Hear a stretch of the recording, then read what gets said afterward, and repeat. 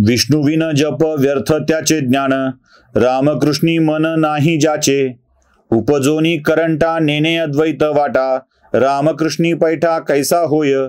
द्वैताची झाडणी गुरुविन ज्ञान, तया कैचे कीर्तन घडे नामी. ज्ञानदेव म्हणे सगुण हे ध्यान, नामपाठ मौन प्रपंचाचे. रामकृष्ण हरी. ज्ञानदेव म्हणे सगुण हे ध्यान, नामपाठ मौन प्रपंचाचे. जरा नीट समजून घेणं आवश्यक आहे. त्याआधी माऊली फार छान सांगतात. उपजोनी करंटा नेणे अद्वैत वाटा, रामकृष्णी पैठा कैसेनी होय. पैठा म्हणजे प्रतिष्ठापना. कशी होणार? मुळात हे सगुण ध्यान काय हे समजून घेतलं पाहिजे. ध्यानाचे प्रकार आहेत 3. एक प्रतीक ध्यान, दुसरं ते महादेवाचा भक्ती करायची आहे तर शिवलिंगाची करावी, विष्णूची करायची आहे तर शाळीग्रामाची करावी, हे प्रतीक ध्यान. दुसरं ध्येयानुसार ध्यान. मग काशाय वस्त्रम कमंडलधारणम करमध्यशंकम करेणशंखम चक्रम गजाभूषित भूषणाढ्यम पितांबर, हे सगळं हे सगुण रूपाचं ध्यान. आणि तिसरं आहे अहंग्रह्य ज्ञान ध्यान, आत्म्याचा परमात्म्याशी थेट संबंध जोडणे. माऊली सांगतात सोपं काम असं आहे की तुम्ही सरळ सरळ सगुण ध्यान करा. ते खूप सोपं आहे, खूप सोपं आहे. माऊली सगुण ध्यानाचा आधार देतात. सगुण ध्यान म्हणजे काय? थेट देवाशी संपर्क ठेवा. तुकोबरायाने फार छान सांगितलंय बघा. दृष्टी पुढे राही ऐसाची तू देवा, जो मी तुझं पाहे पांडुरंगा. लाचावले मन लागिलेसी गोडी, ते जीवेन सोडी ऐसे झाले. अशीच अवस्था आहे. असा तूच राहा रे देवा. रूप पाहता लोचणी, सुख झाले हो साजणी. तो हा विठ्ठल बरवा, तो हा माधव बरवा. काय सुंदर आहे.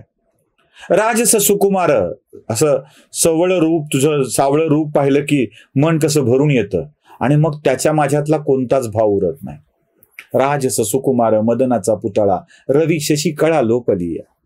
बस त्याच्या रूपात विरून जावं वाटतं. इथे अद्वैताची भावना येते. दुसरं कोणीच नाही. तू मी आहेस, मी तू आहेस आणि तुझ्या रूपात मी विरघळून गेलोय. माऊली फार छान सांगतात, तुझं पाहता समोरी, तुझं पाहता समोरी, दृष्टी न फिरे माघारी. माझे चित्त तुझे पाया, मिठी पडली पंढरी राया. हे सगुण ध्यान आहे. हे सगुण ध्यान करता आलं पाहिजे. या सगळ्याच्या मध्ये एक छान भाव असतो. तो भाव असणं आवश्यक आहे. माऊलीनी एका अभंगात सांगितलंय, जेथ संसार चित्र उमटे, जेथ संसार चित्र उमटे, तो मनोरूपी पट फाटे. तैसे सरोवर आटे, मग प्रतिमा नाही.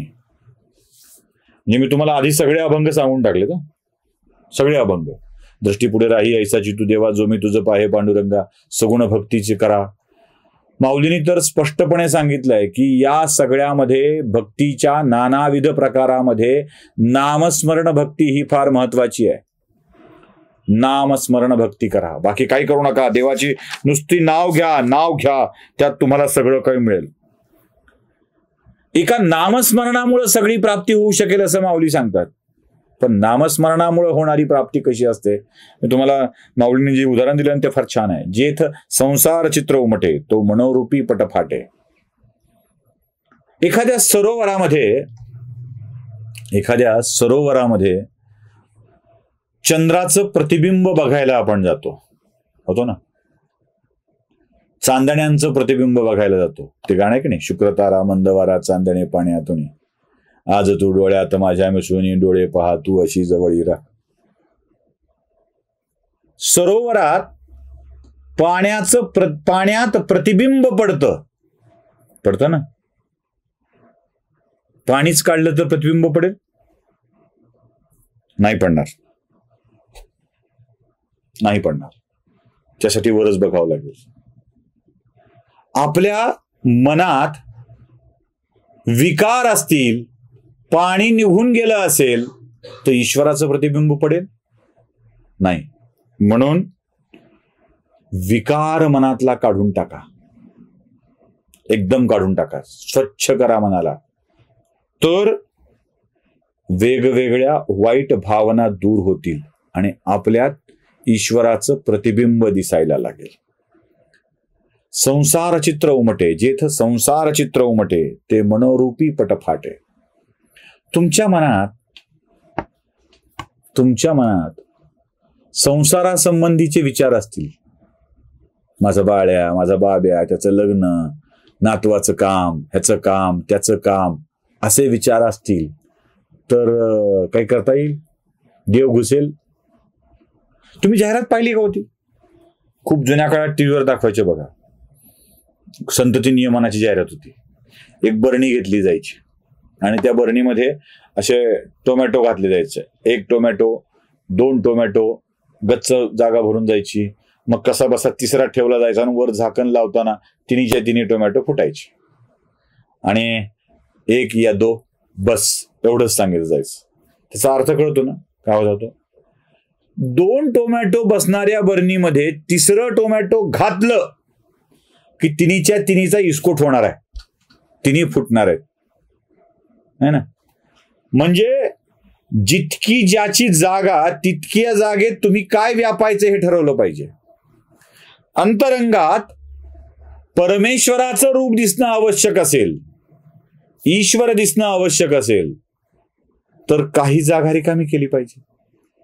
एखाद्या घड्यामध्ये पाणी भरत असू, तोटीनी पाणी सोडल्याबरोबर आतली हवा बाहेर पडते. विज्ञान सांगतोय आतली हवा बाहेर पडते ना, सगळी अशी हवा बाहेर येते आणि मग पाणी आत जायला लागतं. पाणी आत जायला लागलं कीच हवा बाहेर येत असते.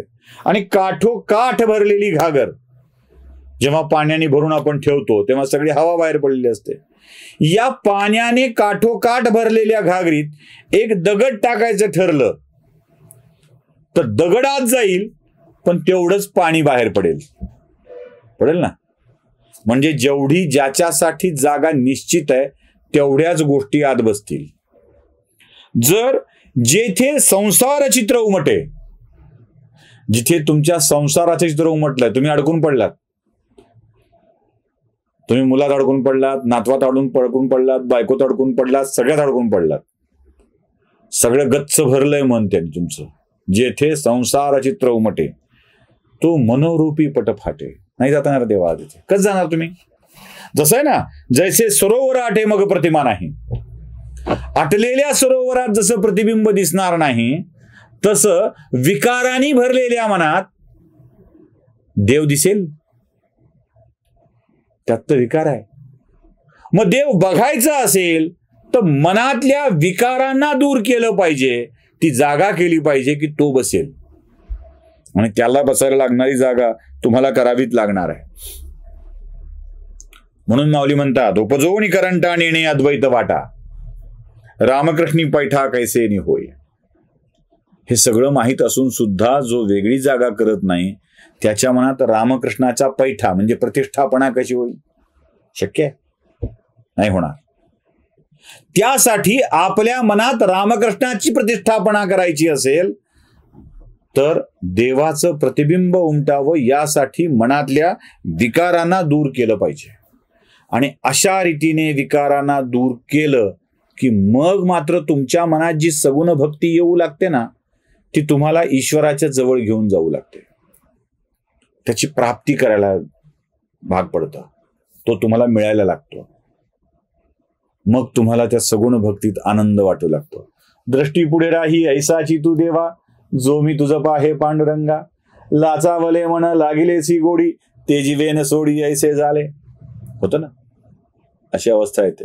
दृष्टी पुढे राही ऐसाची तू देवा. राजस सुकुमार मदनाचा पुतळा, रवी शशिकळा लोपलिया, ही अवस्था येऊ लागते. तुझं पाहता समोरी दृष्टीनं फिरे माघारी, माझे चित्त तुझ्या पाया, मिठी पडली पंढरी राया, हे व्हायला लागतं. मुखी तुझे नाम राहो, ही भावना मनात येऊ लागते. मग यासाठी वारंवार जन्माला घातलास तरी तयारी आहे, हरकत नाही. तुका म्हणे गर्भवासी, सुखे घालावे आमाची, ही अवस्था येऊन जाते. कारण तू मी आहे, मी तू आहेस, तर माझ्यासोबत काय करायचंय हा सर्वस्वी निर्णय तुझा. तुला सुख वाटू द्यायचंय की नाही हा निर्णय तुझा. माझा कुठे आहे, माझा काय संबंध आहे. अशी एकदा भावना आली ना की मग बघा काय मजा येते. म्हणून आपल्या मनात त्या ईश्वराची प्रतिष्ठापना झाली पाहिजे, एवढं लक्षात ठेवलं तरीही आपल्या आयुष्याची ती कर्तव्यता झाली असं म्हणता येईल. आणि आपण तोच प्रयत्न करूया, विकारांना दूर सारूया, विचारांना जवळ करूया, परमेश्वरासाठीची जागा निर्माण करूया आणि त्या अद्वैत वाटा आपण शोधूया. रामकृष्ण हरी.